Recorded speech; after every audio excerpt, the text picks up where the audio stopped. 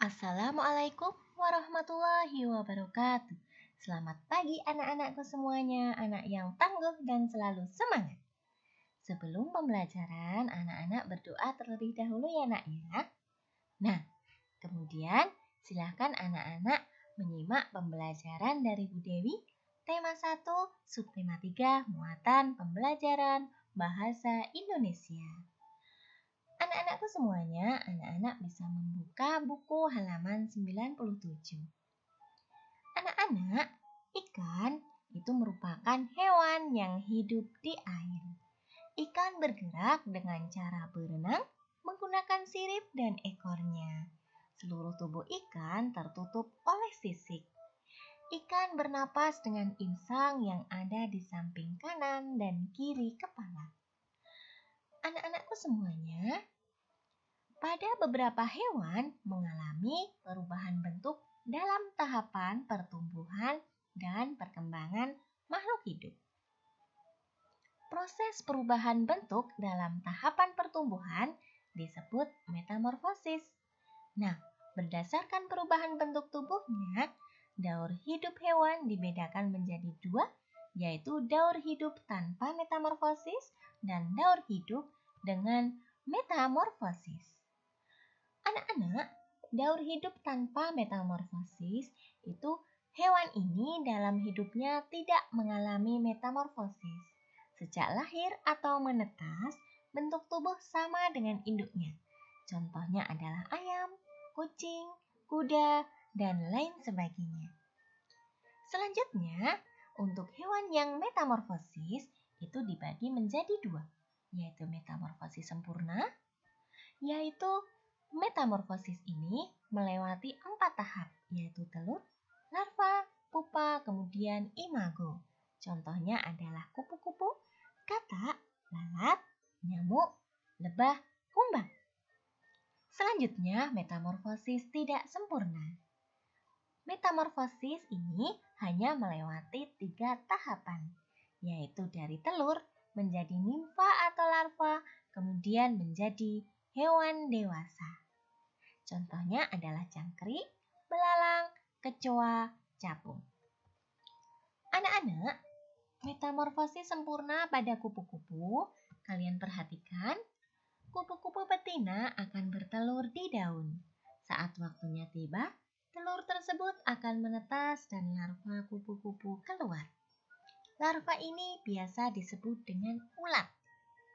Nah, saat ulat sudah dewasa, besar mereka bisa 100 kali lipat dibanding saat baru menetas. Setelah dewasa, ulat akan membungkus badan mereka dan menjadi kepompong. Fase kepompong bisa berlangsung selama berminggu-minggu, bahkan berbulan-bulan. Jika sudah waktunya, kepompong akan terbuka dan kupu-kupu yang cantik pun keluar. Anak-anak semuanya, selanjutnya adalah metamorfosis katak. Fase pertama adalah telur. Katak betina akan bertelur di air.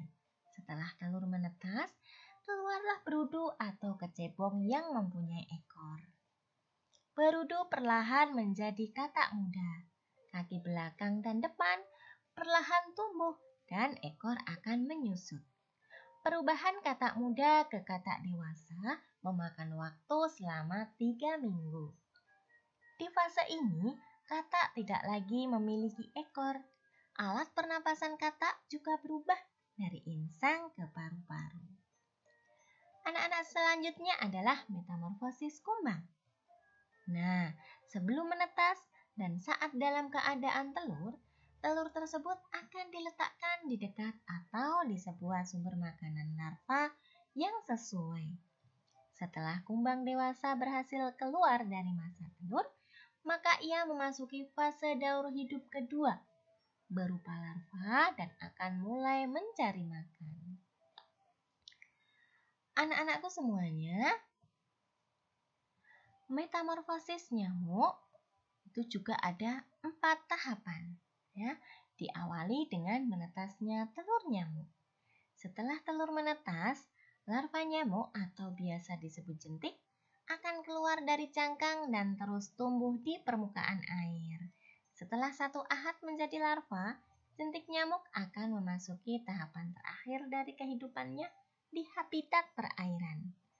Larva nyamuk bermetamorfosis pupa atau kepompong untuk mempersiapkan tubuhnya menjadi nyamuk dewasa. Anak-anakku semuanya, metamorfosis selanjutnya adalah pada lalat. Ya, tahapan metamorfosis yang dilalui lalat mencakup telur, larva, pupa, kemudian menjadi lalat dewasa atau imago. Anak-anakku semuanya, metamorfosis lebah juga ada 4 tahapan. Telur, larva, pupa, kemudian lebah dewasa. Nah, anak-anakku semuanya, metamorfosis selanjutnya adalah metamorfosis pada semut. Diawali dari telur, larva, pupa, dan semut dewasa. Nah, untuk contoh metamorfosis tidak sempurna itu misalnya metamorfosis pada capung.